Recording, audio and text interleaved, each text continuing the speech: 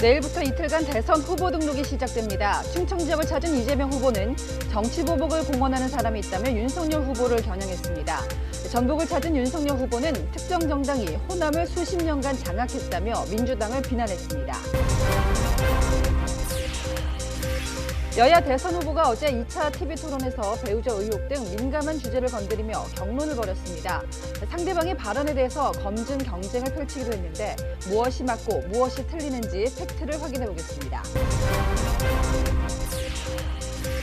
박근혜 전 대통령이 대구로 내려간다는 소식이 전해진 이후 사저로 알려진 주택에 지지자들 방문이 이어졌습니다. 사저 주변엔 새로운 당을 만들자는 현수막까지 걸렸습니다.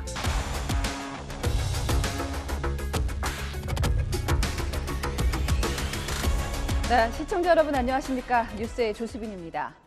내일부터 이틀간 제21대 대통령 선거 후보 등록이 진행됩니다. 본격적으로 막이 오르는 대선은 이제 25일 남았습니다. 오늘은 여야 후보를 취재하는 마크맨부터 불러보겠습니다. 두 번째 TV토론 후 난타전은 더 치열해졌죠. 먼저 이재명 후보는 충청으로 갔습니다. 윤석열 후보를 겨냥해 노무현 전 대통령을 소환했는데요.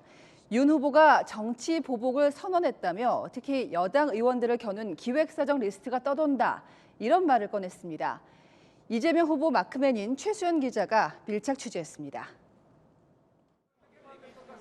이재명 더불어민주당 대선 후보는 노무현 전 대통령이 건설한 세종시를 찾아 정치 보복의 아픈 추억을 아직 잊지 못한다며 노 전 대통령을 소환했습니다.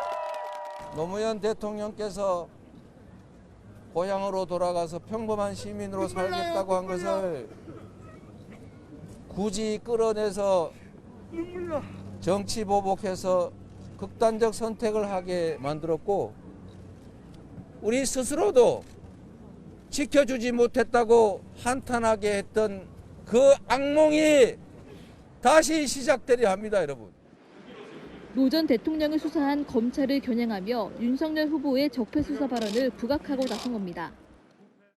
대한민국 정치는 복수 혈전의 장이 아닙니다. 정치 보복을 공언하는 분이 있어요. 그러면서 지지층 결집을 유도했습니다. 특별한 목적을 가지고 탈탈 털어보겠다. 기획사정 수사하겠다. 민주당 국회의원 40명 명단 있다. 100명 보낼 자신 있다. 완전히 괴멸시켜버리겠다. 이런 얘기들이 돌고 있습니다. 윤 후보가 검찰총장 재임 시절 신천지 압수수색을 반려했다고 거듭 주장하며 집권하면 신천지가 주술로 국정을 농단하게 될 가능성이 매우 높다고 주장했습니다. 이재명 후보는 자신은 충청의 사이라고 수차례 강조하며 세종시 행정수도 명문화와 충청권 광역철도 건설 등 지역 공약을 쏟아냈습니다. TNA 뉴스 최순입니다. 네, 이어서 윤석열 후보 마크맨 안보겸 기자가 전해왔습니다. 윤 후보는 호남으로 향했습니다. 특히 호남을 특정 정당이 장악했다. 그런데도 돌아온 게 있었냐며 민주당을 겨냥해 작심 발언을 꺼냈습니다. 윤석열 국민의힘 대선 후보는 자신의 공약을 알리는 열정 열차의 주말 행선지로 호남을 택했습니다. 조금 전 전주역에서 열정열차에 탑승한 윤석열 후보는 이준석 대표와 대화를 나누며 남원역으로 이동할 예정인데요. 40여 분 뒤 남원역에서 내린 뒤 시민들에게 직접 지지를 호소할 예정입니다. 윤 후보는 직접 안내 방송을 하고 호남의 정책을 가득 싣고 진심을 담아 열정열차 달립니다. 간이 스튜디오에서 라이브 방송도 진행했습니다. 이리 오너라 업고 놀자. 호남에 도착해서는 더불어민주당을 지지했지만 발전이 있었냐고 반문하며 지지를 호소했습니다.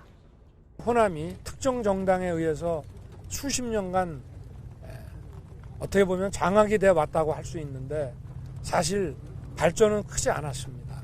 정부를 맡게 되면 정말 영원함 따로 없이 또 호남에서도 더 이상은 전북 홀대론이라는 게 나오지 않도록 586 등 운동권이 주류 세력이 된 여권을 겨냥해 지역 인재 중용도 약속했습니다. 민주화라고 하는 것이 거기에 기여한 사람들의 그 소수가 그 대가를 수십 년을 누려야 되는 것이 민주화가 아닙니다. 자, 민주화를 했으면 지금부터는 잘 살아야 됩니다. 적폐 수사 발언과 관련해 정치 보복이라고 주장하는 이재명 후보도 직격했습니다. 자기들 편의대로 해석해서 자꾸 그 이슈화를 시키는 거 보니까 뭐가 많이 급하기는 급한 모양입니다. 여수에서 일정을 마무리한 윤 후보는 내일은 마이크 펜스 전 미국 부통령을 접견합니다. 채널A 뉴스 안보겸입니다. 네, 여기서 어제 130분 동안 진행됐던 열띤 토론회를 다시 한번 짚어보겠습니다. 이번처럼 유력 후보들의 배우자 문제가 선거 전면에 올라온 적이 있었을까요? 서로 위험 부담이 크다 보니까 1차 토론 때는 김혜경, 김건희 씨 의혹을 자세히 다루지는 않았었는데 어제 토론에서는 결국 경론이 벌어지고 말았습니다. 정한희 기자입니다. 상대 후보의 배우자 의혹을 먼저 꺼내든 건 이재명 더불어민주당 후보였습니다. 윤석열 국민의힘 후보의 배우자 김건희 씨 주가 조작 연루 의혹을 거론하며 공정하지 못하다고 한 겁니다. 부인께서 지금 도이치모터스 이거 지금 주가 조작에 연루돼 있다는 말이 많은데 후보님 얼마 전에 그 5월 달 이후로는 뭐 거래하지 않았다 그랬는데 그 후에 거래를 수없이 했다는 수십억 수십 차례 거래가 있다는 얘기도 있지 않습니까? 우리 이재명 후보가 연루된 그 대장동 그 게이트에 비해서 그 작은 사건임에도 불구하고 훨씬 더 검찰에서 연인원을 더 많이 투입해서 했고 벌써 제가 경선 당시에도 계좌까지 전부 다 공개를 했습니다. 심상정 정의당 후보도 윤 후보 압박에 나섰고 윤 후보는 이미 해명이 끝난 일이라고 반박했습니다. 주식 양도세 다 없애서 주가 부양하겠다는 분이 이렇게 정작 자본시장을 교란하는 중대범죄 의혹에 대해서 떳떳하지 못하면 그거야말로 양도구역 아니겠습니까? 제가 다 해명을 했고요. 떳떳하시면은 계좌를 공개하십시오. 네, 알겠습니다. 철저하게 예. 받았습니다. 이 후보의 배우자 김혜경 씨가 공무원에게 사적 심부름을 시킨 의혹도 도마에 올랐는데 이 후보는 다시 한번 사과했습니다. 배우자 의존 문제는 이게 사생활이 아닙니다. 시장이나 도지사가 배우자의 사적 영무 지원이나 의존 담당 직원을 둘 수 없죠. 네, 그렇습니다. 예. 문제는 배사무 간의 인사권이 바로 이재명 후보였습니다. 제가 이 사안을 배우자 리스크가 아니고 이재명 후보 본인 리스크로 보는 이유입니다. 어떻게 생각하십니까? 경계를 좀 넘어서서 사적 관계에 도움을 받은 것 같습니다. 제가 뭐 변명의 여지 없이 제 불찰이고 제가 엄격하게 관리하지 못한 것이니까 다시 한번 사과드립니다. 윤 후보는 김혜경 씨 의혹은 거론하지 않은 채 이 후보 공격에 초점을 맞췄습니다. 채널A 뉴스 정한입니다. 네, 두 후보는 배우자 문제 말고도 본인 스스로의 리스크들도 많이 나왔습니다. 이 후보는 대장동뿐 아니라 백현동 개발 특혜 의혹, 또 윤 후보는 무속 논란에 휩싸여 있죠. 토론 시작부터 기다렸다는 듯이 서로를 난타했습니다. 이어서 김민공 기자입니다. 윤석열 국민의힘 대선 후보는 이재명 더불어민주당 대선 후보가 성남 백현동 개발에 특혜를 줬다며 포문을 열었습니다.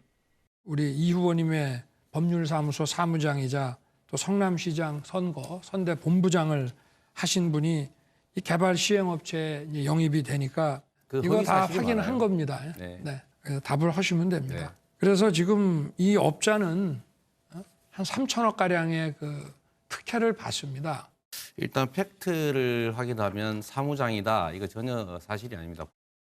성남FC 후원금 165억 용처를 두고 날선 공방을 벌였습니다.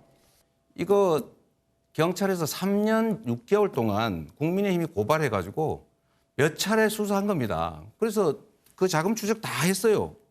자금 추적을 뭐랍니까? 자금 추적을 경찰이 다 했다고요. 그런데 이런 거 아닌 사실 가지고 자꾸 왜 검사가 왜 그러십니까? 사실이 아닌 30초 이상 하시니까. 대장동 개발 특혜 의혹에 대해선 서로 책임을 돌렸습니다. 저는 공익 환수를 설계했고 국민의힘은 배임을 설계한 겁니다. 그쪽이 부정부패를 설계한 거죠. 대장동이라고 하는 거는 당시에 시장인 이재명 후보께서 하신 것이고 이 후보는 신천지와 무속 논란을 거론하며 역공에 나섰습니다. 건진법상과 무슨 법상과 하는 사람이 이만희를 건들면 영매라서 당신한테 피해가 갑니다. 라는 말을 듣고 압수수색을 포기했다. 이렇게 지금 보도가 나갔어요. 근거 없는 이런 네거티브 가지고 말씀을 막 하십니다. 법무부 장관의 압수수색 지시는요, 그건 완전히 쇼입니다. 후보들이 정책보다는 의혹 검증에 주력하면서 서로 얼굴을 붉히는 감정전으로까지 치달았습니다. 채널A 뉴스 김민곤입니다. 네, 이번 토론에서도 서로 사실이 아니다, 가짜 뉴스 만든다, 제대로 알고 말하시라, 이런 발언들이 수시로 나왔습니다. 과연 누구 말이 맞을까요? 대선 체크맨 이현수 기자가 팩트를 체크해봤습니다.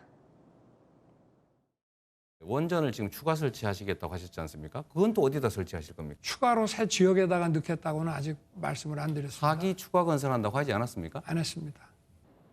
윤석열 국민의힘 후보가 원전을 추가로 짓는다고 말했는가를 두고 공방이 벌어졌죠. 결론부터 말하면 사실이 아니었습니다. 민주당에 확인하니 지난해 12월 윤 후보가 울진을 방문했을 당시 발언을 지목했는데요. 신규 원전도 생각하시고 계시는 건가요? 더 필요하게 되면 그거는 집권 후에 추가 검토해서 에너지 기본 계획을 바꿔야 되는 문제이기 때문에, 그래서 제가 지금 원전을 더 확대한다는 것이 아니고 신규 원전 건설 여부는 추가 검토가 필요하다고 했을 뿐 확정적으로 건설하겠다고 말한 건 아니었습니다. 한 20평 정도면은 한 3억대 되겠죠. 어느 지역에 2, 3억짜리가 있습니까? 20평짜리가? 김포나 이런 데 충분히 가능합니다. 김포에 20평짜리가 그건 지을 수 3억입니까? 예. 자, 그러지 마시고요. 김포 아파트 평균 매매가는 3.3제곱미터당 1,562만 원, 전용 면적 59제곱미터 기준으로 환산하면 4억 원에 육박합니다. 특히 신도시는 6억 원 안팎의 시세가 형성돼 있습니다.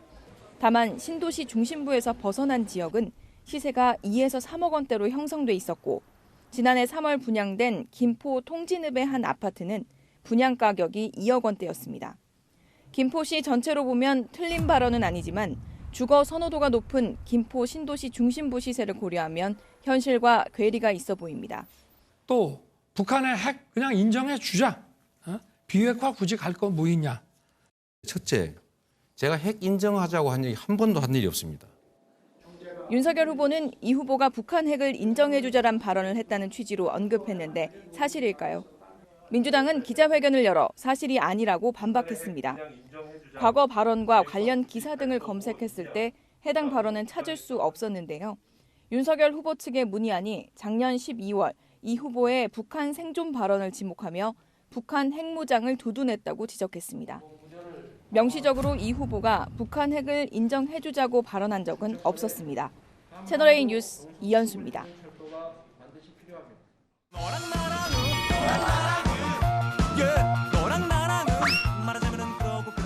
네, 여랑여랑 정치부 송찬욱 기자와 함께하겠습니다. 첫 번째 주제 보겠습니다. 네, 이재명 후보와 윤석열 두 후보인데요. 지지층을 어떻게 하겠다고 합니까? 네, 바로 이 영혼까지 끌어모은다는 뜻의 영끌입니다. 영끌, 보통 부동산 투자할 때 많이 하는 얘기인데 지지층을 이제 한 명이라도 끌어모으겠다는 의지일 텐데요. 먼저 이재명 후보를 보면요.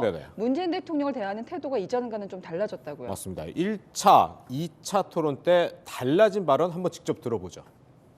이 후보님 문재인 정권의 후계자 맞으시죠? 후계자는 아니죠. 새로운 이재명 정부를 만들고자 하는 것이죠. 저한테도 정치 차별화해라, 그러면 포된다 이런 주장이 많긴 하지만 저는 그렇게 할 생각은 전혀 없습니다. 그러니까 이전에는 이제 정권 교체 여론을 의식하다 보니까 문재인 대통령하고 차별화를 꾀하지 않았습니까? 네, 맞습니다. 이 이재명 후보의 마음을 주지 않는 이른바 친문 부동층 표심부터 가져오겠다 이런 걸로 보이는데요. 1차와 2차 TV 토론 사이에 윤석열 후보의 적폐 수사 발언에 문재인 대통령이 사과를 요구했으니까요. 이 친문 지지층을 결집할 결정적 계기가 마련되면서 차별화 전략을 굳이 부각하지 않은 겁니다. 네, 이번에 윤석열 후보 보겠습니다. 안보관에 있어서 발언이 더 강해졌어요. 네, 맞습니다. 윤석열 후보는 이재명 후보를 향해서 이념적 안보관 이런 공세를 폈습니다. 지금 종전선언을 해야 된다고 주장을 하시는데 지금이 종전 상태라고 생각하십니까? 사실상은 종전 상태가 맞는데 법률상은 정전 상태인 거죠. 이거를 종전이라고 만약에 우긴다면은 이거는 전쟁 억지력을 약화시키는 거라고 저는 생각합니다. 친중, 친북, 반미라는 이 이념적 지향에서 단단히 서 있는 것이지. 네, 정권 교체를 바라면서도 아직 윤 후보를 지지하지 않는 보수층도 있는데 이들을 겨냥한 걸로 분석됩니다. 1%까지 마지막 1%까지 끌어올리는 후보들 모습 보셨습니다. 다음 주제 보시죠. 자, 주적은 누구입니까? 안철수 심상정 후보가 집중 공격한 대상이 의회였어요. 네, 그렇죠. 안철수 국민의당 후보는 이 윤석열 후보에게 이 토론 130분 동안 무려 25번이나 질문을 쏟아냈습니다. 갑자기 정치 보복에 대한 그런 논란이 불거졌습니다. 공정과 상식을 해치는 가장 근본적인 원인은 뭐라고 생각하십니까? 여전히 노동이사제에 찬성하시겠습니까? 두 사람이 결국엔 단일화할 거다 이런 가능성도 거론이 됩니다만 네네. 지금 기싸움을 하고 있는 거잖아요. 오늘 이재명 후보와는 좀 다른 분위기가 연출됐는데요. 맞습니다. 이 민주당에서도 사실 안철수 후보와의 단일화 군불대는 모습 저희가 많이 지금 보이고 있는데 그래서인지 이런 발언들이 더 주목을 받았습니다. 선거 때는 원수가 돼서 싸우더라도 나중에 선거가 끝나면 원팀이 되자. 그거 제가 제일 먼저 한 이야기입니다. 네, 이재명 후보를 곤란하게 만든 사람은 오히려 범여권으로 분류되는 정의당의 심상정 후보였습니다. 차별과 혐오에 방치하지 않겠다는 사람이 민주국가의 대통령 자격이 있다 이렇게 생각합니다. 우리 윤 후보께도 의견을 물어봐 주시면. 이거 물어보는 건 제가 이제 안 돼요. 네, 이 후보의 부인 김혜경 씨 논란도 심 후보가 먼저 꺼냈습니다. 네, 정치라는 게 참 알 수가 없습니다. 마지막 주제 보시죠. 후보들의 수학 실력. 자, 대선 후보들인데 웬 수학 실력을 뽐냈다고요? 네, 최근에 이 여야 대선 후보들이 일제히 방송인 홍진경 씨의 예능 유튜브 채널에 잇따라 출연해 수학을 가르쳤습니다. 요건 90도라고 치고 요거도 각도가 같다고 하면 치죠. 30도. 90도, 30도. 여기 각도는 어떨까요? 혹시 이거 아세요? 60도요.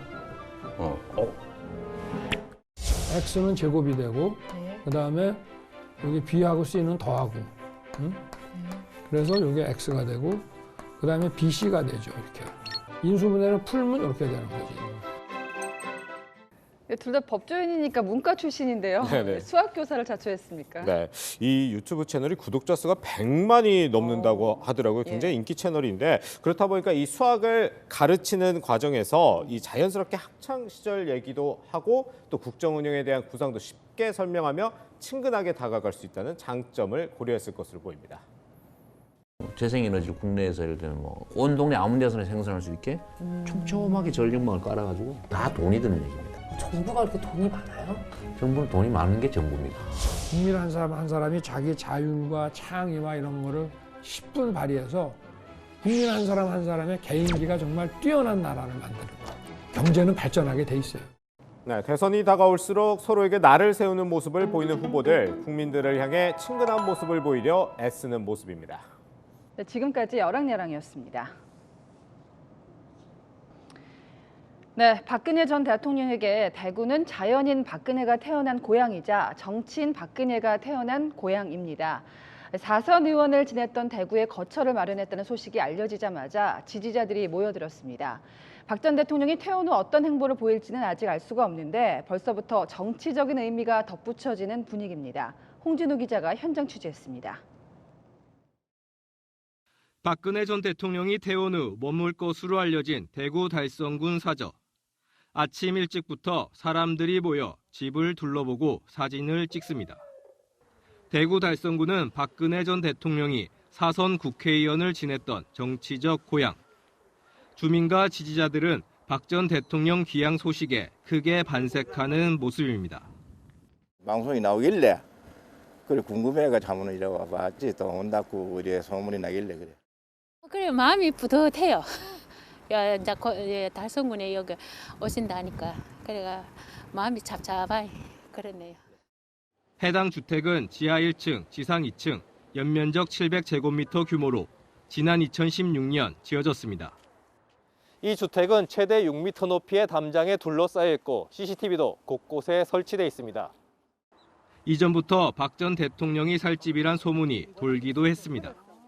집을 질 때 소문이 났었어요. 박근혜 전 대통령께서 여기 온다 하는 소문이 났는데. 경호용 건물로 추측되는 옆 신축 건물에선 인테리어 공사가 한창이고 골목 입구엔 차량 차단기가 설치됐습니다. 거처까지 정해지면서 박 전 대통령의 향후 행보에 대한 기대도 커지고 있습니다. 사저 주변엔 박 전 대통령을 중심으로 새로운 당을 만들자는 플래카드들이 내걸렸습니다. 선거 여왕이라고 하는 별명도 붙었거든요. 보수 쪽으로 마음을 가져가지고 도움을 줄 수 있나 없나 이런 관심을 많이 가지지. 당초 이달 초 퇴원하면서 대국민 메시지를 낼 것으로 알려졌지만 퇴원 시기는 아직 미정인 상태입니다. 측근인 유영하 변호사는 퇴원이 예정보다 늦어질 것 같다며 대구로 내려갈 시점은 아직 결정되지 않았다는 설명입니다. 박빙의 승부가 이어지는 이번 대선에서 박 전 대통령의 행보가 어떤 영향을 미칠지 주목됩니다. 채널A 뉴스 홍진호입니다. 내 눈엔 사랑스런 반려견도 남을 공격할 수 있다는 거 애견인들은 꼭 명심하셔야 합니다. 진돗개가 길 가던 여성을 덮쳐서 크게 다치겠습니다. 주인도 있었지만 목줄도 입마개도 하지 않았습니다. 김용선 기자입니다. 인도를 따라 걷고 있는 여성. 맞은편에서 흰색 진돗개가 여성 쪽으로 달려갑니다. 여성을 따라 잠시 걷는가 싶더니 갑자기 뒤에서 다리를 물어뜯습니다. 바닥에 주저앉은 여성이 몸부림치며 떼어내보려 하지만 이번엔 왼쪽 팔을 물고 늘어집니다. 주변 상인이 달려와 쫓아내려 해도 아랑곳하지 않더니 나무 판자로 위협을 하자 유유히 멀어져 갑니다. 개물림 사고 현장에는 주변 상인이 진돗개를 쫓아낼 때 휘두른 나무 판자가 이렇게 남아 있습니다. 생각보다 피를 좀 많이 흘리신 것 같고 영아나 유아가 물렸으면 죽지 않았을까 그 정도로 좀 심각하게 필요해요. 개에게 물린 50대 여성은 팔에 출혈이 있었지만 생명엔 지장이 없는 걸로 알려졌습니다. 소방대원과 경찰은 20분 동안 주변을 수색해 달아난 진돗개를 붙잡았습니다. 주인이 있는 개지만 목줄도 입마개도 차지 않았습니다. 동물보호법은 반려견과 밖에 나올 때는 목줄을 채우도록 하고 있습니다. 전문가들은 진돗개의 공격성을 가볍게 보면 안 된다고 지적합니다. 낯선 이제 사람이나 작은 동물들을 물려고 하는 성향이 다른 애들보다는 좀 큰 편이에요. 입마개만 해도 이런 안전사고를 좀 어느 정도 예방할 수는 있겠죠. 하지만 진돗개는 맹견이 아니라는 이유로 입마개 의무 착용 대상이 아닙니다. 경찰은 진돗개 주인을 불러 사고 경위를 조사할 예정입니다. 채널A 뉴스 김용성입니다. 오늘 코로나19 신규 확진자가 5만 5천 명에 육박하면서 또 역대 최고치를 찍었습니다. 환자들도 힘들지만 보건소 직원들도 매일이 극기 훈련입니다. 쏟아지는 업무에 민원인의 폭언, 또 환청처럼 들리는 응급콜로 괴롭다고 호소합니다. 서상희 기자가 직접 들어봤습니다. 보건소 선별진료소와 검사를 받으려는 사람들이 대로변을 따라 길게 줄을 섰습니다. 검사 받는 의미가 어떻게 돼요? 하나하나 번호표를 나눠주고 1년로 더 따라오세요. 10여 명씩 나눠 신속항원 검사소로 안내합니다. 네, 다 번호표 꺼내시고 이쪽으로 오세요. 하루 종일 검사소를 오가고 키트 사용법을 설명하다 보니 이전보다 업무량이 배 이상 늘었습니다. 설명을 드려도 그러니까 기어이 PCR을 받겠다고 하시기 때문에 매일매일 그 설명하고 나눠서 모시고 가고 인원도 2배로 필요하고 그리고 또 저희 같은 경우 설명을 계속 해야 되니까 목이 굉장히 많이 아픕니다. 보건소에 설치된 응급환자 관리팀 10여 명의 직원들이 쉴 틈 없이 전화를 돌립니다. 교대 인력 없이 아침부터 밤 11시까지 근무는 일상. 겨우 퇴근해도 집에서 응급전화를 대기해야 합니다. 혹시라도 깜빡 잠이 들었다가 못 받으면 어떡하나 싶어갖고 자꾸 뭐 이렇게 응급콜이 울린다는 환청처럼 소리가 툭 하면 바뀌는 정부 지침에 직원들도 따라가기 벅찹니다. 지침을 보기 전에 저희도 뉴스를 통해서 먼저 알아요. 어제 거 다르고 오늘 거 아침 거 다르고. 쏟아지는 민원과 폭언 전화, 몸도 마음도 지쳤습니다. 너도 걸려보고 너희 가족들도 한번 걸려봐라. 소리를 지르시면서 악담을 하고 가신 분도 계시고요. 최근 국내 연구팀이 보건소 인력 517명을 대상으로 외상 후 스트레스 측정을 했는데요. 절반 가까이가 즉각 도움이 필요한 고도의 스트레스 상태였습니다. 끝이 보이지 않는 오미크론 확산세 속에 방역 최일선에 있는 보건소. 지금까지 버티고는 있지만 이젠 한계라고 말합니다. 코로나19 상황에서 가장 최일선에서 일을 하지 않습니까? 공무원이기 때문에 그냥 참고 일합니다. 채널A 뉴스 서상입니다. 주식과 건물, 음악 콘텐츠, 한우, 이 모든 것들의 공통점은 뭘까요?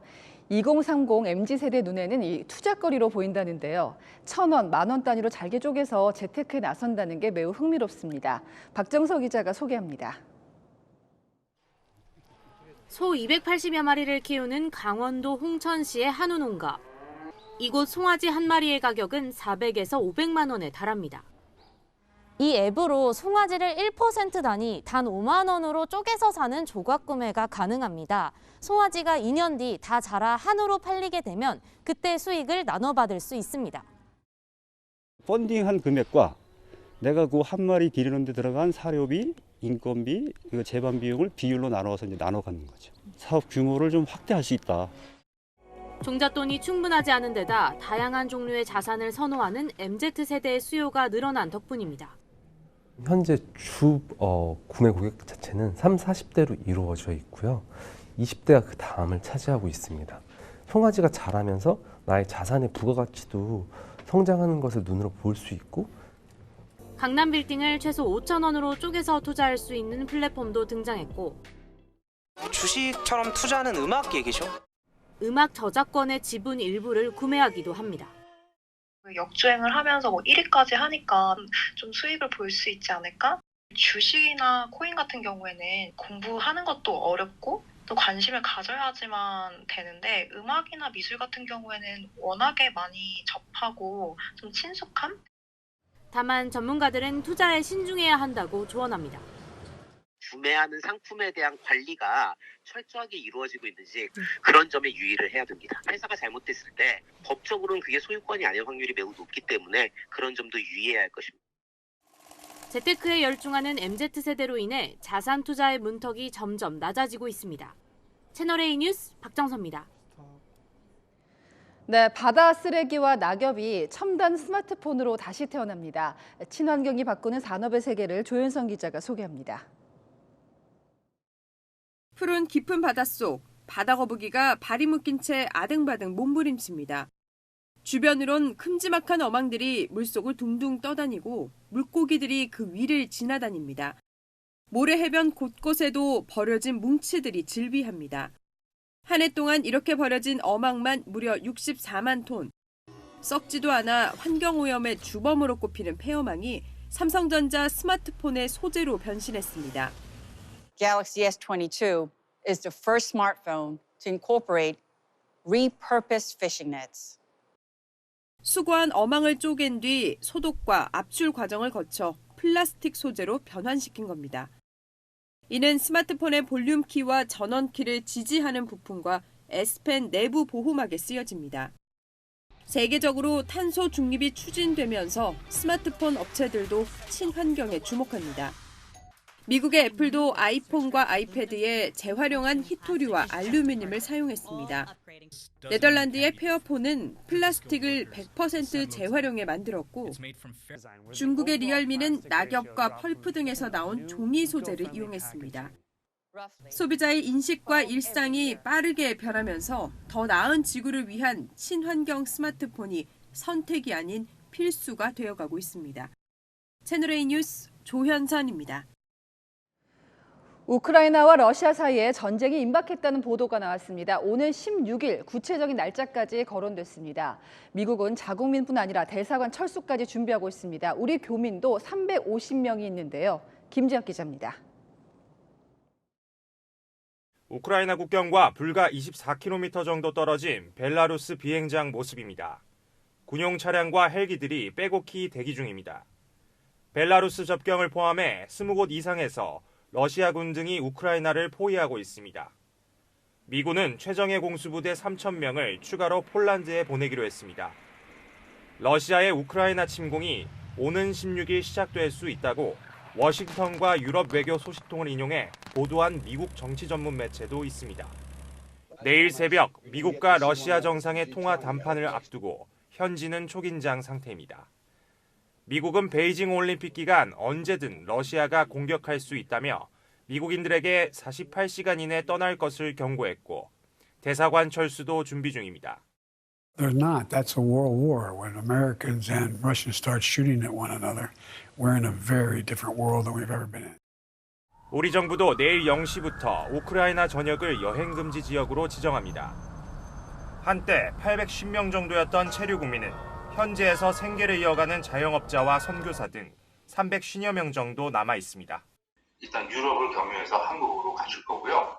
그다음에 이제 일부 여기 이제 선교사나 종교단체에서 오신 분들은 차량으로 인근 뭐 폴란드라든지 루마니아라든지 인근. 정부는 외교부 2차관을 단장으로 태스크포스를 구성해 대응 방안을 마련하고 있습니다. 채널A 뉴스 김지혁입니다.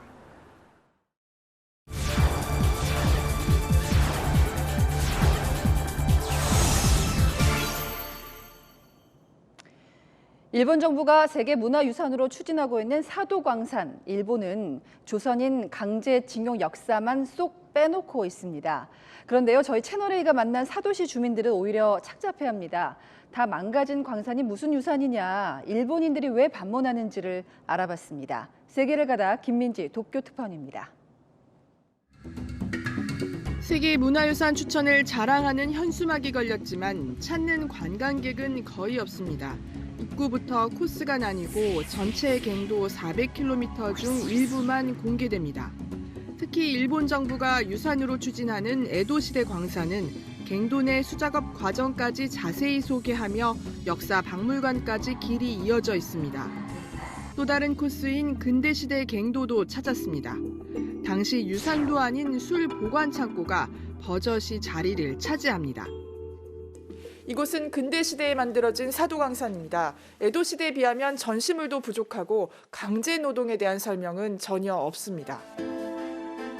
광산 밖에는 기계와 일부 시설이 덩그러니 놓여 있습니다. 조선인 1200명 정도가 살았던 기숙사는 형무소로 바뀌어 있습니다. 대다수 흔적은 사라졌지만 조선인 강제 동원은 부인할 수 없는 사실입니다. 담배 배급 문서에 한국식 이름이 보이고 31년 전에는 조선인 강제 연행을 반성하는 자리도 있었습니다. 周りの大人の人が金座はこんな感じだとかこういうことがあったとかだからなんていうか複雑な気持ちですね私は. 강제동원 때문에 압력으로 이제 시기를 조정하다 보니까 생기는 유산의 완전성이나 혼돈에 빠질 수밖에 없는 거죠. 그래도 일본 정부가 무리하게 등록을 추진하는 이유 중 하나는 지역 경제 살리기. シャッター街通りになってる死活問題なんでね、やっぱり世界遺産の推薦っていうのはやっぱ絶対必要だろうと思うし、高齢化率がある程度ブレーキかかってくる、そういう新しい経済モデルにもなっているんで、その一つの大きい起爆剤として。 퇴임했지만 상황 같은 역할을 하고 있는 아베 전 총리 등 우익의 압박도 추진 강행으로 이어졌습니다. 군함도의 세계문화유산 등재 뒤 7년이 지나도 강제징용 희생자 추모 공간 설치 약속은 여전히 지켜지지 않지만 또 다른 역사 왜곡으로 국제사회의 인정을 받겠다는 겁니다. 사도 광산의 유산 추진을 바라보는 일부 정치인과 주민들은 착잡합니다. 壊すお金がなくて壊さなかったものがなんで遺産なんだっていう人たちもいて 노예와 다름없는 생활과 강제 연행의 증거가 남아있지만 눈 감는 일본 정부의 행태에 쓴소리가 이어집니다. 問題ないところを取ってだから全然強制連行じゃない間違った働かせ方をしたことは事実だと思います. 사도섬에서 채널A 뉴스 김민지입니다. 목이 칼칼하고 눈도 답답한 하루였죠. 수도권 등 중서부 지역은 초미세먼지 수치가 평소의 4배에서 5배 정도 높게 나타났는데요. 내일도 서쪽 지역은 먼지가 기승을 부리는 만큼 야외 활동은 자제하시는 게 좋겠습니다. 동쪽으로는 눈비 소식이 있습니다. 내일 오전 영동 남부와 영남 동부, 또 제주에 비가 시작돼서 오후에는 영동 북부 지역으로도 오겠는데요. 특히 기온이 낮은 강원 산지에는 30cm 이상의 폭설이 예상돼 대비가 필요합니다. 월요일 오후부터는 수도권 등 전국 곳곳에도 눈이나 비가 오겠습니다. 내일 아침 서울은 0도로 출발해서 한낮에 9도까지 올라 심한 추위 없겠는데요. 모레 비가 내린 뒤에는 다시 기온이 뚝 떨어지겠습니다. 날씨였습니다. 네, 저는 내일 뵙겠습니다. 시청해주신 여러분 고맙습니다.